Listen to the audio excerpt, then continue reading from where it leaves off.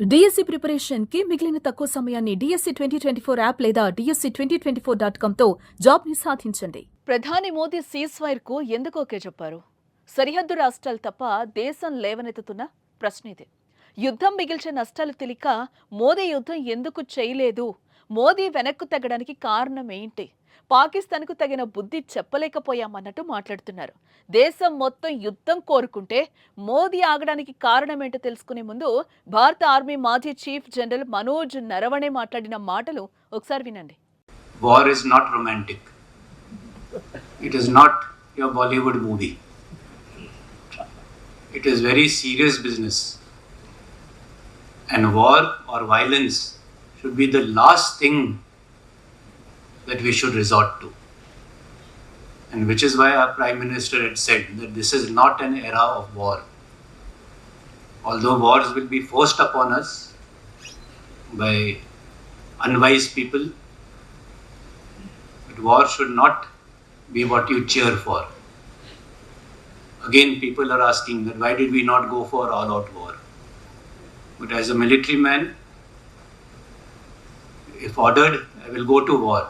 But that will not be my first choice. My first choice will always be diplomacy. How to settle differences through dialogue and not let it reach the stage of armed conflict.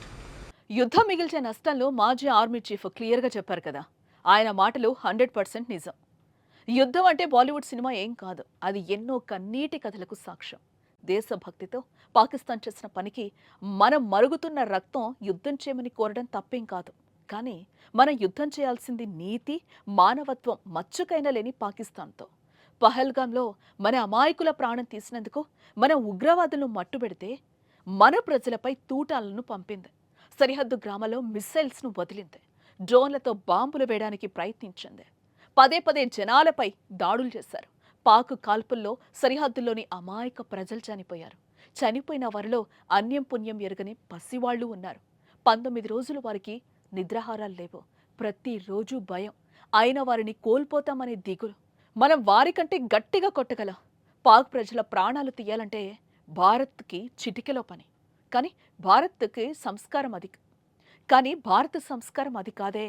కేవలం వారి ఆస్తులు, మనపై దాడి చేస్తున్న military స్థావరాలపైనే focus చేశాం.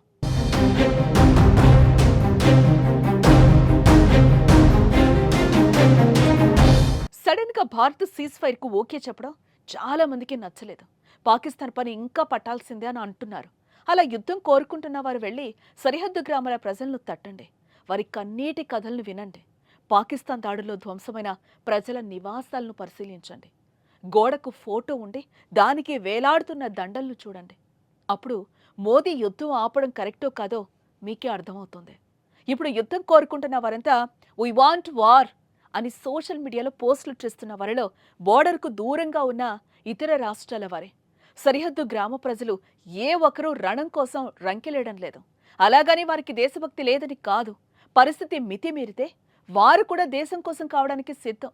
కాకపోతే army మాజీ chief Manoj Naravane చెప్పినట్లు యుద్ధాన్ని మనం ఎంచుకునే చివరి అవకాశంగా ఉండాలి. యుద్ధంలో నెగ్గడం అంటే శత్రువుని చంపడం కాదు, చంపేయగలం అని భయపెట్టడం. భారత్ అదే చేసింది.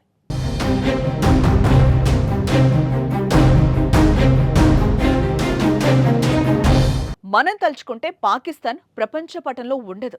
ఆ విషయం కూడా మనకు తెలుసు. కానీ యుద్ధం అంటే ఆషామాషి కాదు. ఎదుటోడిని 4 దెబ్బలు కొట్టే క్రమంలో మనం కూడా ఒక దెబ్బ తినొచ్చు. అందుకు ఎప్పుడు ఆపాలో అప్పుడే యుద్ధాన్ని ఆపారు మోదీ.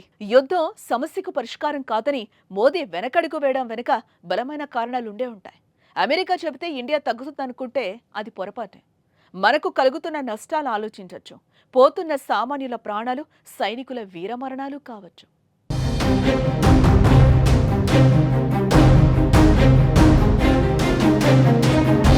అలా అని శత్రువు హద్దు మీరితే మాత్రం కథ వేరేలా ఉంటుంది.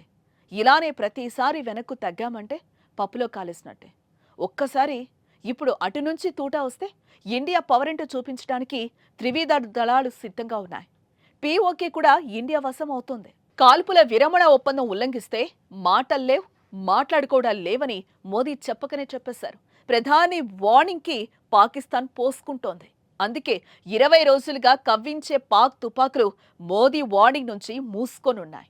మరి యుద్ధం ఆపడంపై మీ కామెంట్ ఏంటో చెప్పండి.